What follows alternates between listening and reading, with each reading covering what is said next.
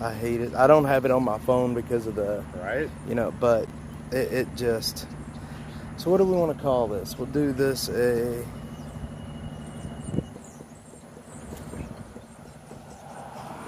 Candidate. D-A-N-I. How do you spell your last name? B-E-T-T-S. Walk. Talk. Okay. That looks good. That looks good.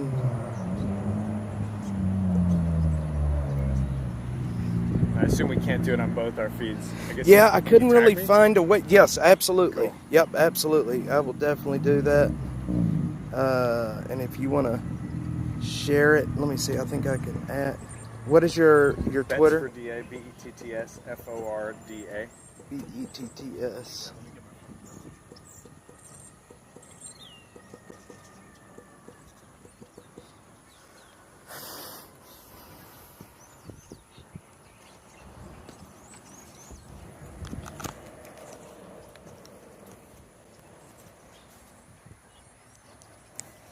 All right.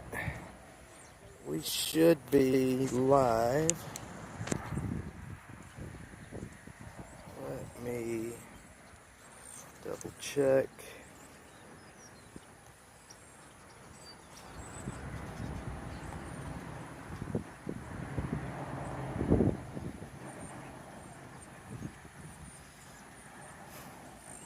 Interesting. Okay. There. I'm gonna share. Copy link.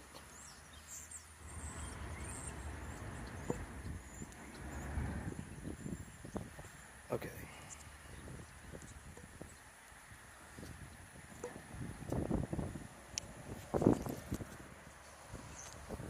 Swap the camera around. Alright, guys. Make sure that we're stable. So we're out here doing this kind of alone today. I've got Daniel Betts with me here. He is running for Travis County DA this term. So we wanted to come out here to the to one of these homeless camps in Austin and have a chat. See what you think. Let's do it. All right. Make sure my car is locked because my computer is sitting right inside. That would not be good. All right. Let me turn the chat on. I think the chat's on. All right. All right, so yeah, Daniel's running for DA. I think we all know that Jose Garza is, well, he's Jose Garza. I think that's a good way to put it. A lot of people are unsatisfied with him, and I think it's pretty obvious why. You know what blows my mind is somebody like him can keep getting elected in this city or in this county. Happened twice yet. I just, crime is out of control. Everybody knows that he is not prosecuting, a lot. He's picking and choosing, and people gripe about it, but they still go and vote for him. But if you look at voter turnout, and I'm sure running, you've looked at voter turnout, it's not really high. For the primary, I think you were posting about that Yeah. this week. Yeah. Yeah. I mean, it's. I know that Jeremy Celestine got spanked 2-1 despite Yes. spending $1.8 million. But that was about 6% of the electorate. Yeah. And it frankly was, I think, kind of helpful because it woke everybody up, to recognize that 6% shouldn't speak for us. Let's see. We can. She's sleeping up there, but I'll tell you what. Let's just go this way.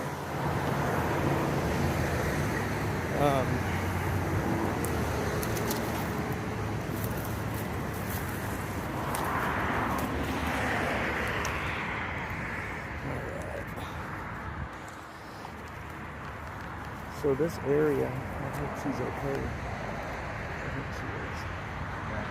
I see her out here all the time. So this area that we're in, it was like an RV park at one point. at some time. And it's been taken over by homeless folks and, funny enough, illegal dumping. Oh yeah, wow.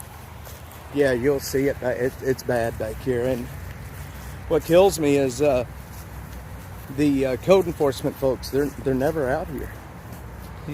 And this property you'll see is really bad. What is their tagline? Protecting our quality of life. Yeah. Yeah, and I mean, you look like back up in the trees where this whole place, this is the homeless camp back in here. Okay. And it is just full of tires and nastiness. So yeah, Daniel is running for DA, and I'll tell you what, if we can get him in office, things will change in Travis County, I think. I think so too. I don't think you're not the type to pick and choose what you prosecute. It's not what the job calls for. Exactly. It's not in the job description. So what did you think about the lady, well, not necessarily what did you think about the lady, but the case brought against him to remove him from office? Well, so I remember when I read that petition the first time, because that petition was sitting out there for a long time, and Martin Harry, the former district attorney's candidate for the Republicans in the last election, Yeah. he moved to Florida, but he put a petition on his website and said anybody who wants to use this to remove Garza can have it. And I think it was Jason Salazar was the first one to use it. Yeah. Unfortunately, Jason had a pending methamphetamine case in no. Travis County. So it didn't really lend credence to the petition, and that was disqualifying in and of itself. So it Yeah. didn't even matter what the petition was. But I remember the first time I read it, to be honest, I read it and I said, man, was this written by a lawyer? Because it didn't seem to meet the criteria that the statute required Right. for removal. And I was like, this is a nothing burger. This isn't going to go anywhere. And I was, talking with different groups who were looking at specific bases that they could come up with to be able to substantiate to get Garza out. And one of the problems with that law that they created is it just pushed the corruption underground. And so the DA knows, well, I can't put any of these policies in writing, but I can tell people behind closed doors Yeah. what they need to do and how to do it.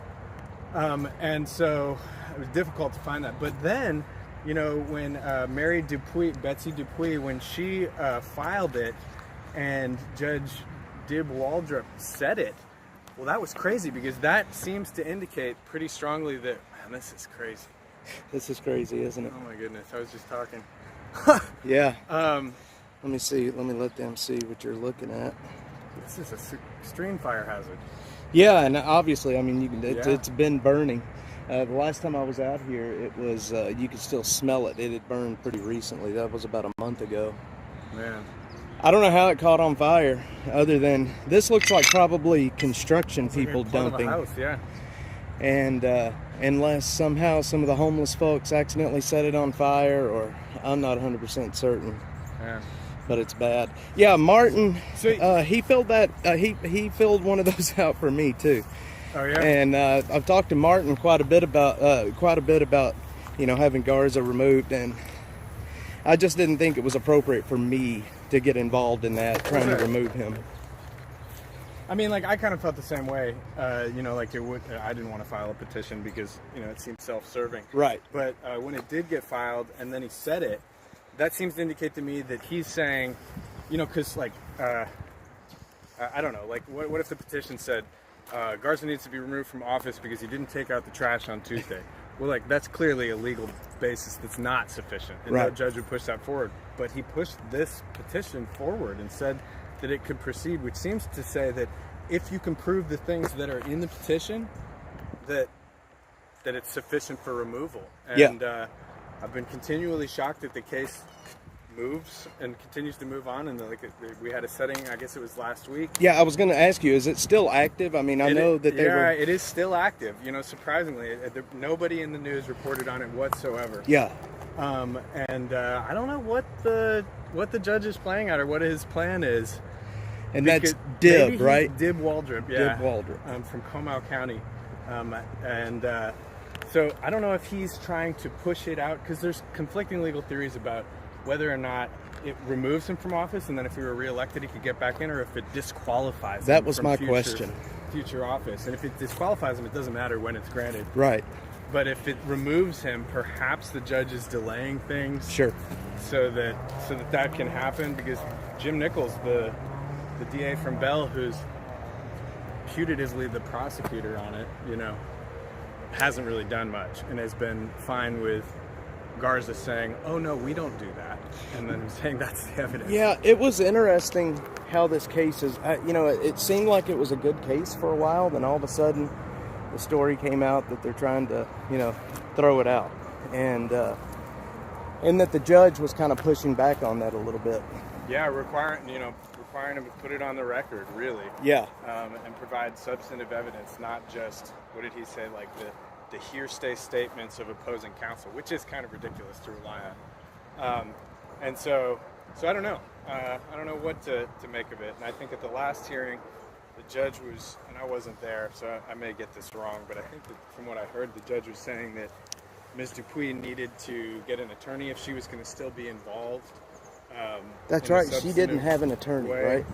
And I don't know that she needed to. And looking back at the statute, it does seem to me to say there's language, and I forget what the language is in there, but like it's like that the appointed district attorney prosecutes the case on behalf of the respondent or the petitioner.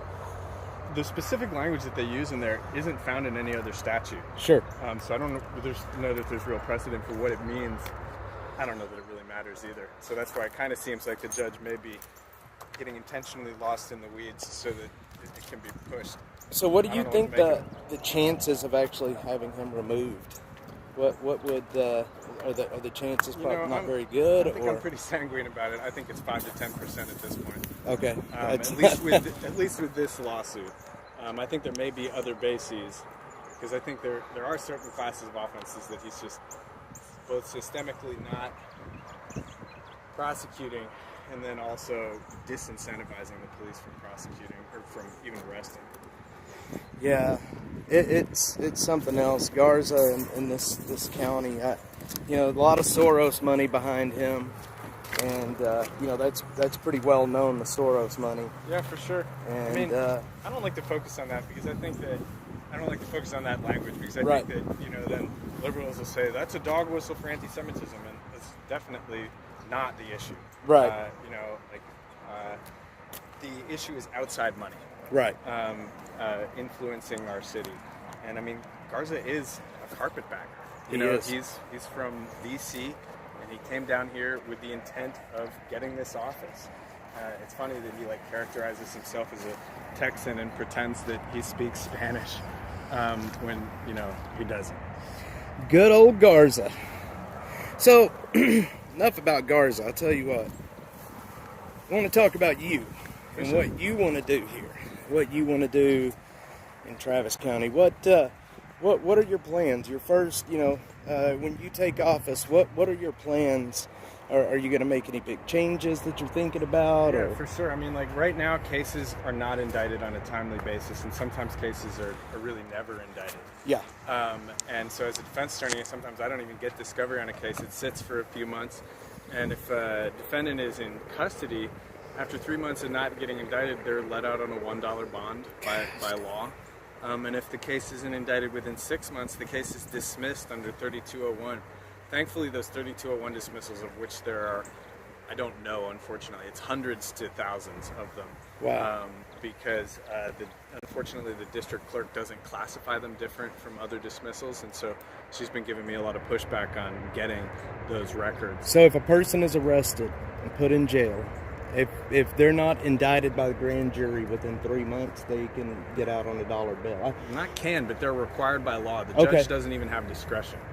Yeah, I think there was a case that I remember hearing about. It was a violent crime, actually. It could have even been a murder that they had a guy in jail for it. He got out on a dollar bond. Because, it's simple. You just have to indict the case. Yeah. And if at the 6 month mark, you should have indicted it at the 3 month mark, but at Yeah. the 6 month mark, if you haven't. And so a lot of those cases are getting dismissed, and I really think, it's manifestly clear that Garza wants these 3201s to happen because it takes the decision out of his hands. Like, Sure. you know, and he even had one prosecutor say that when they were signing one of my 3201 motions, because as a defense attorney, I advocate for my clients and use all the tools at my disposal. And she said, well, if the court's taking it away from me, and the court, I think it was Judge Brown, he said, no, you took it away from you. And you didn't indict it. So what is that? I mean, so it's the prosecutor's responsibility to take the case in front of the grand jury? Absolutely. So that's the process. Yeah. The police file the case. Right. The prosecutor then takes the evidence in the case and presents it to a grand jury. And the grand jury either indicts or doesn't indict. True. And they could choose to reject it before a grand jury, and oftentimes that happens. That happens with a lot of cases. Sure. At their office. Less so now, maybe since September 1st of last year, since they can't just categorically dismiss, say, drug cases of less than 4 grams or Right. less than 1 gram. But so those cases luckily are still out there, especially those victim cases, those violent cases. And we're going to go after those cases. We're going to revive them, we're going to find them, and we're going to start those prosecutions again so that people know that they can't just fall off the radar when they commit a violent crime in Right. Austin. And thankfully, the statute of limitations for most of these is not going to preclude our doing it because, you know, he's only in office for 4 years. Right. So that's going to be one big thing. We're going to get the indictment process back on track. Okay. So that each individual prosecutor that's assigned to a case is responsible for it from start to finish. So there isn't this passing of the buck or some prosecutor saying, well, I know I'm going to be moved out of this office or I'm going to be fired or I'm going to be at a new job by the next month. So I don't need to do something on this case now. You have to have accountability to those cases. Right. And you know, like some cases, you know, you're waiting on evidence. It takes time. So the law accounts for that too. And it says that if you aren't ready at the 6-month mark, you just have to say why, and the judge won't dismiss it. They're not filing any of those affidavits. They're not doing any of that. So they're admitting that they are being negligent, that they have no good excuse for why the case isn't indicted, and they're dropping the ball. So that needs to happen. We need to start prosecuting property crime, too. Right. Oh, yeah. Property And I crimes think, are a big thing. People say, you know, like with respect to theft or something, I wish that people wouldn't push us into a situation where we had to send them to state jail for theft or ultimately to prison for theft. But when they keep committing these crimes, the law allows for enhancements. It allows for a crime that originally was a Class B misdemeanor to be elevated to a Class A misdemeanor, up to a state jail, and on all the way up. And we're not using any of those enhancements. And so these criminals know that they can continue to do this, and there will be somebody advocating for them in the DA's office saying, oh man, do we really have to prosecute this? Because those are the conversations that I practically have. I almost don't have to do any advocacy on a theft case for an enhanced theft case. And so, I mean, that's a real problem, but it's not. I think people try to paint this picture like, you know, it's like in Les Mis, like these people are stealing bread for their family. Right. And it's I hear that a lot. not the case. There's about, I want to say, 300 different offenders in Austin that account for 90% of all thefts. So we need to get actually hard on them, and that will mean, unfortunately, incarcerating them. Right. And keeping them away from the ability to do that. And if they get the picture, well, then we don't have to continue to do it. But if they will continue to violate the law, then punishments will become more and more severe as they continue to do it. That seems to me like a no-brainer. Absolutely. But we're not doing that at all. And it's funny, nobody even really talks so much about the property crime because of all the violent crime that's not being prosecuted. Right. And so we need to get back on that. I'm not a fan of broken windows. I don't think that little minor enforcement of technical violations and things like that deters big crime like murder. I don't think that that's real. But that doesn't mean that the law itself needs to be disrespected so that people know that, oh, come on, it's not that big a deal. No, it needs to be enforced, and you know, the DA has to enforce it. So out here in these camps that you know we work in and go to all the time, drugs, the biggest thing out here. It's one of the biggest reasons that people stay homeless. Yeah.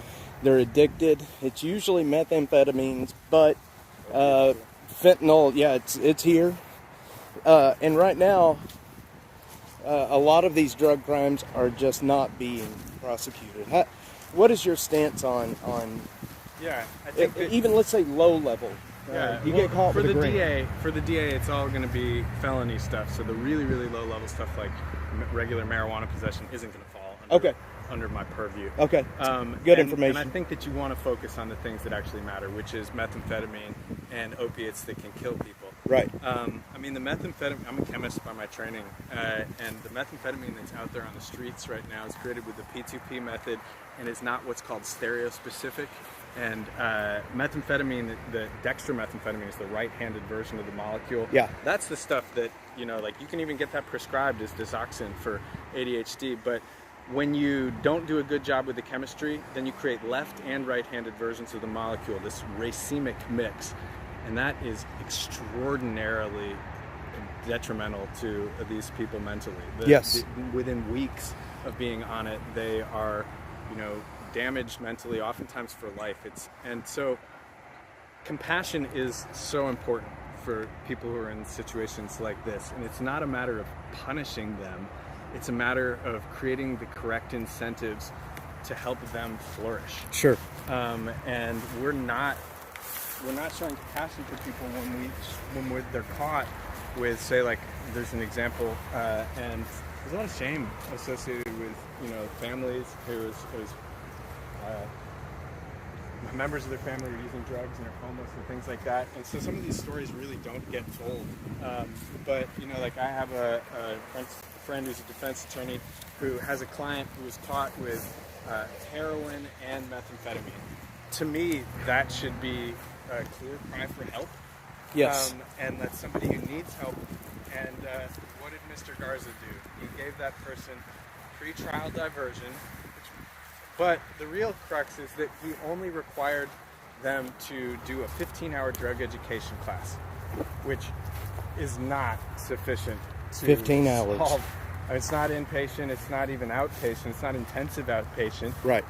It's not what you need to really get over and fix that issue, because you can be doing the 15-hour drug education class and then you can leave right there and you can be doing the same drugs that you got caught with. So no what urinalysis, no nothing, and that person was dead within a month. That is not compassion. What type of drug crimes make it to the district attorney level? So most at some level, depending on how much you have of it, would be or will be. Right. Things like Xanax and other prescribed pills like that are generally penalty group 3. You have to have more than an ounce of them before it becomes a felony. Marijuana that's less than 4 ounces is always a misdemeanor. 4 ounces is a lot, so I think people don't generally have to worry about that. And this is just... Yeah, look, they stay in the trees. How people don't get killed or break their neck in the middle of the night in these tree houses. Yeah. It always amazes me. Something else, ain't it? Yeah, I mean, as a conservationist, this is difficult to see. And this plastic will be here forever. This has knock-on effects on the whole area around here. Yeah, and it always, when this place is full, I think there's actually somebody living back on the other side right now, but the airplane's flying in. For those that don't know, the airport is just right back over this way. Airplanes flying over, and people have no clue that this is here. I didn't. Yeah. Yeah. Thank you for showing me. Yeah, speaking of that, you can hear the jet going over right now. Yeah, it's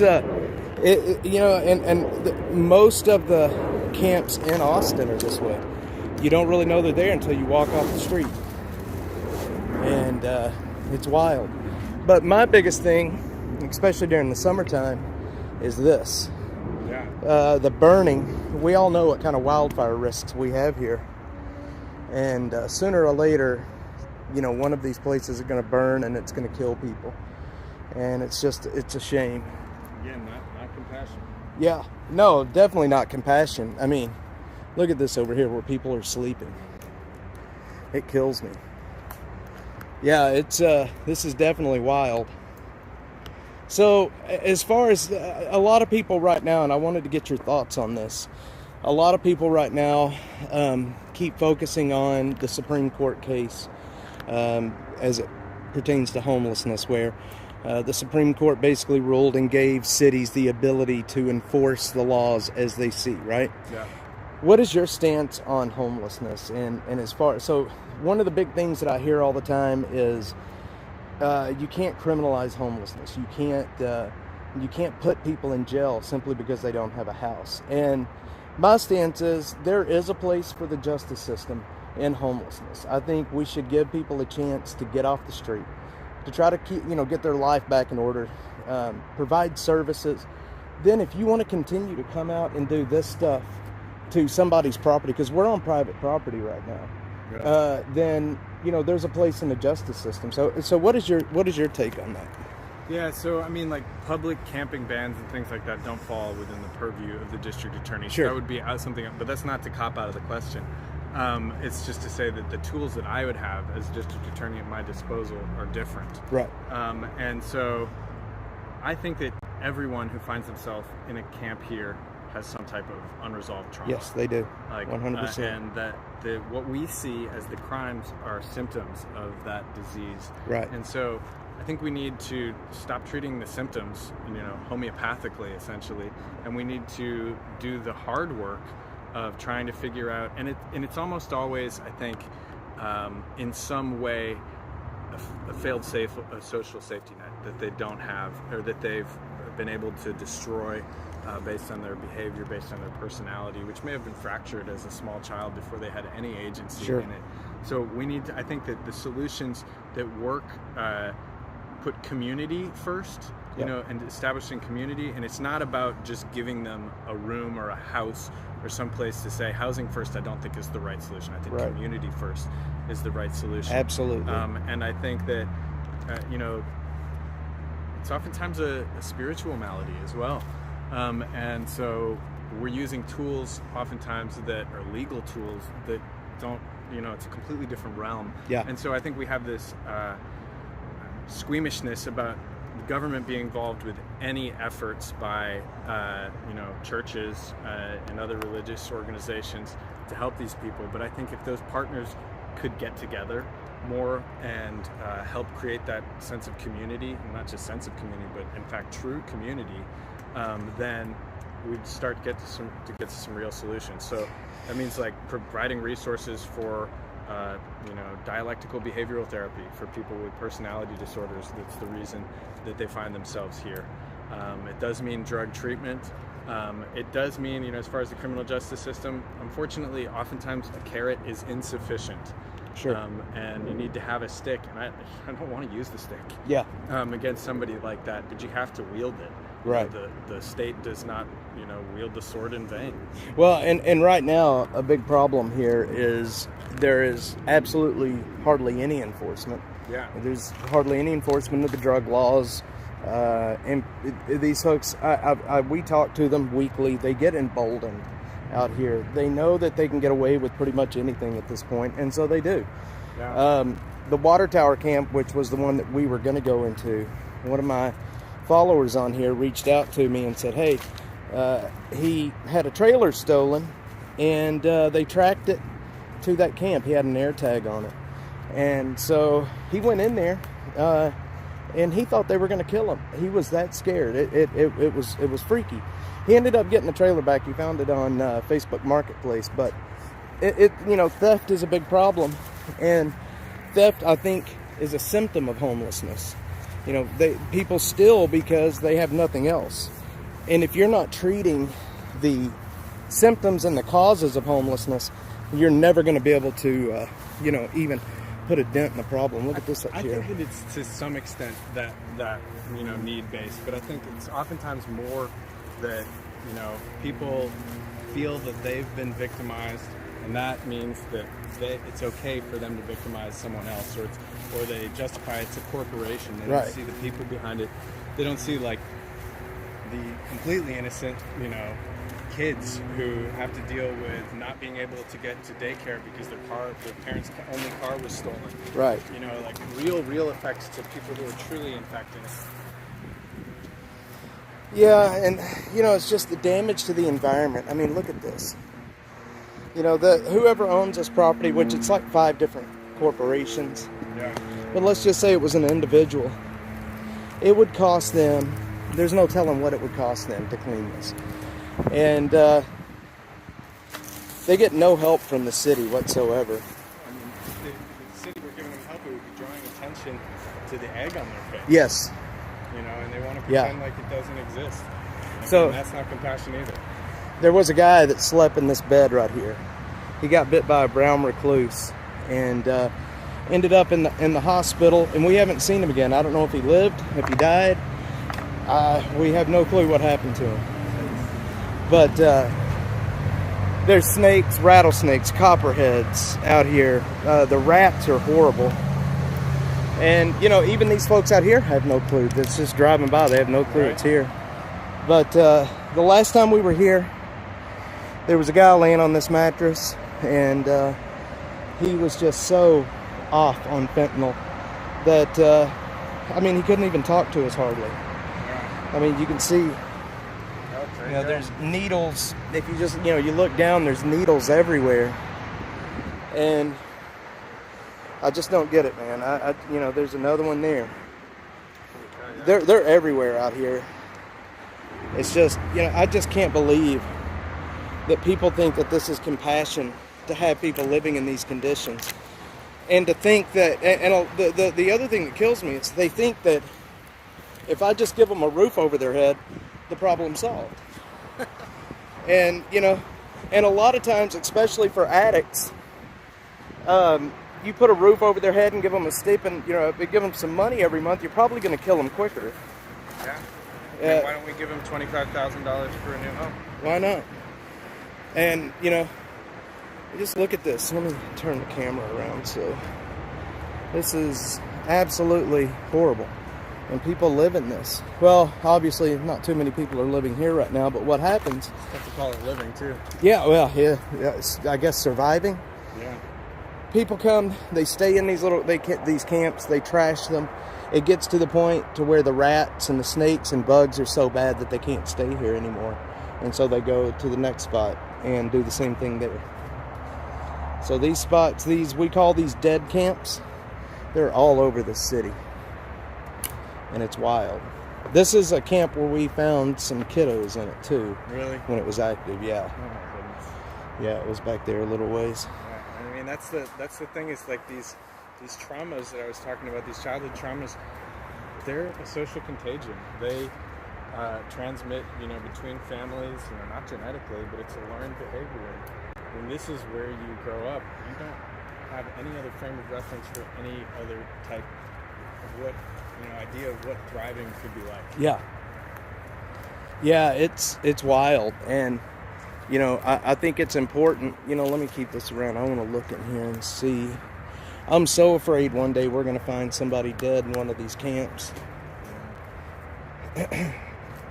So obviously it's a shelter that somebody has built up that's been living in here. Hello? Looks like it's been dead for a while. But if you can imagine this being your home, guys, I don't know. I can't imagine this being my home, to be quite honest. I mean, I guess if I didn't have literally anywhere else to go, but I mean, how does seeing this out here make you feel? I mean, I know it gives me I feel really bad for these people, and it makes me mad that our leaders are perpetuating the problem. Yeah, I mean, being mad is the natural response to something that's unfair. And Yeah. This is like manifestly unfair that we would allow this to continue in one of the most wealthy spots in 1,000 miles. Yeah. And that it's almost as though it's caused by, our inability to, stop looking at our own neighbors. Yeah, and you see the tires. I don't know where they come from, how they got here. What is this, 300 tires?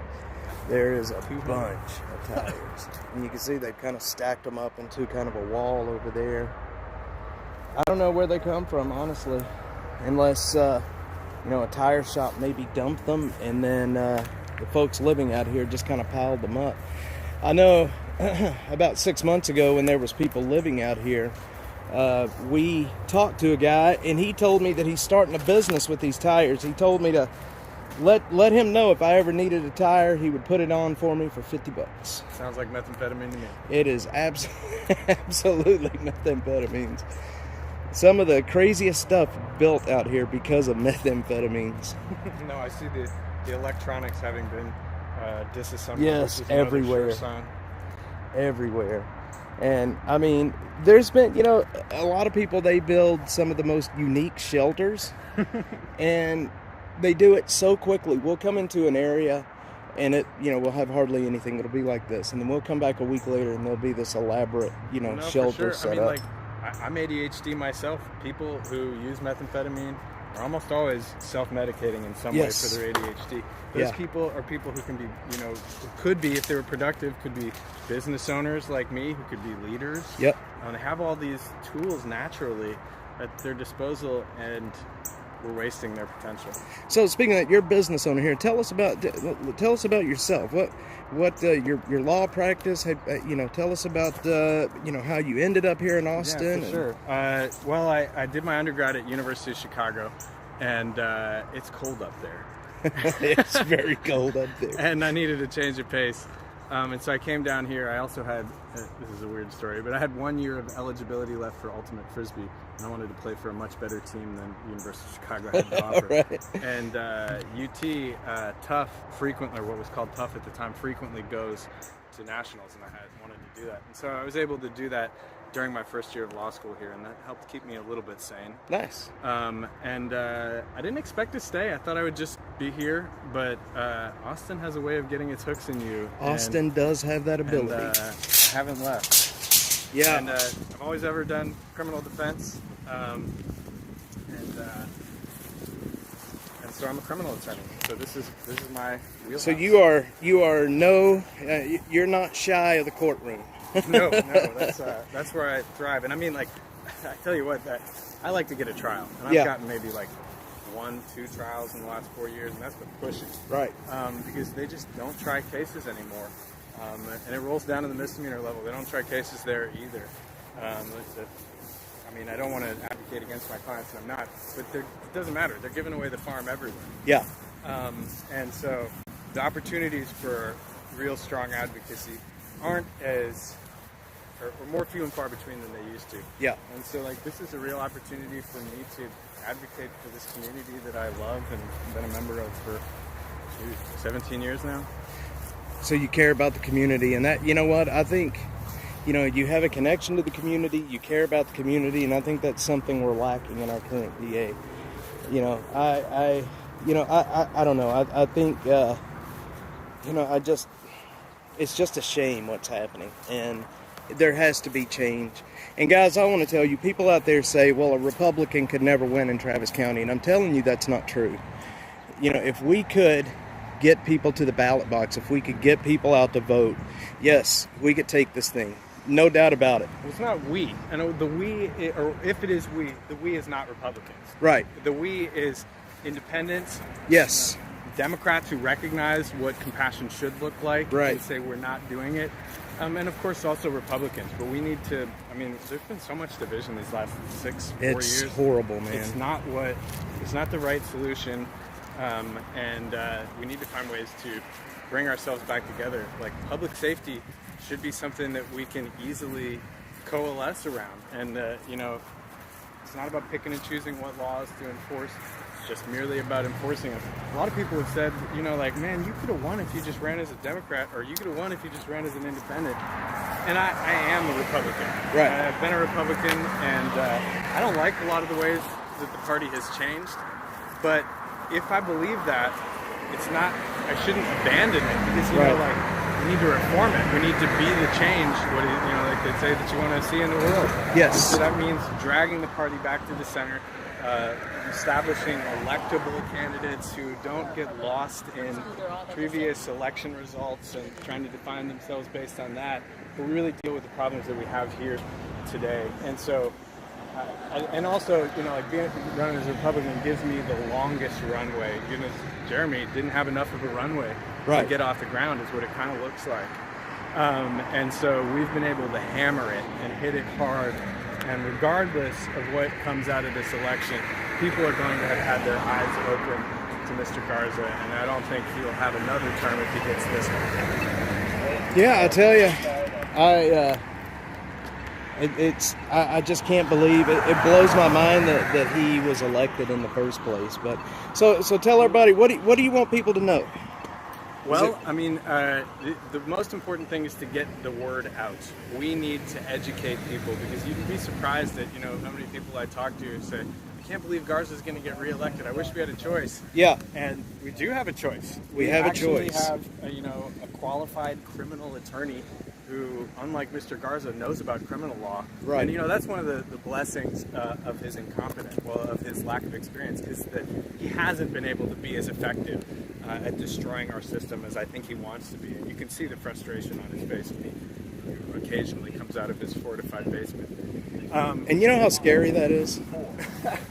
I mean, that's a scary thought, that, the district attorney wants to destroy the system. And I 100% believe, 100% he wants to destroy the system that we have. He wants to destroy the system even with respect to being able to effectively prosecute police officers, which is essential to do it. I mean, he has done so much damage in his 4 years to the ability to hold police officers accountable when they make mistakes and when they actually do intentionally bad things, because he is giving cover for every criminal defense attorney to say it's just another political prosecution. Yes. I always point to that the Munisinghe shoot in South Austin, where the officer, as the guy's on his property, has a gun. The officer comes up and says, "Drop the gun!" Boom, boom, boom. And I remember that. That's a bad shoot. He was there are Go ahead. No, I was just going to say he was the guy. Folks that don't know what we're talking about. He was the guy that he actually fired a shot into his own house. Right? He thought somebody was in there. The cops pulled up. The body cam is clear as day. The cop pulled up, drop your gun, didn't even give him a chance, just laid into him. And there are instances, I want to be fair to peace officers, there are instances where you have to shoot prior to giving a warning like that. But if you're going to give a warning like that, you need to give someone an opportunity to comply, especially when they're on their own property. This is Texas, for crying out loud. Everyone has a gun. It was such a shame seeing that. And then what did the defense attorney say? Brad Howman, what did he say? Just another political prosecution. Literally, those words. That one was a little bit different. I mean, the guys, like the George Floyd only riot got a guys. deadly conduct indictment out of that. That's wild. Yeah. That's wild. Garza is... he's something else. Well, Daniel, thanks for coming out here, man. I appreciate it. And if you ever, want to do some more sit down, maybe in the studio and sit down and talk, a little more structured. Yeah, for sure. Always available. A lot of fun. Appreciate it, guys. Thanks for joining.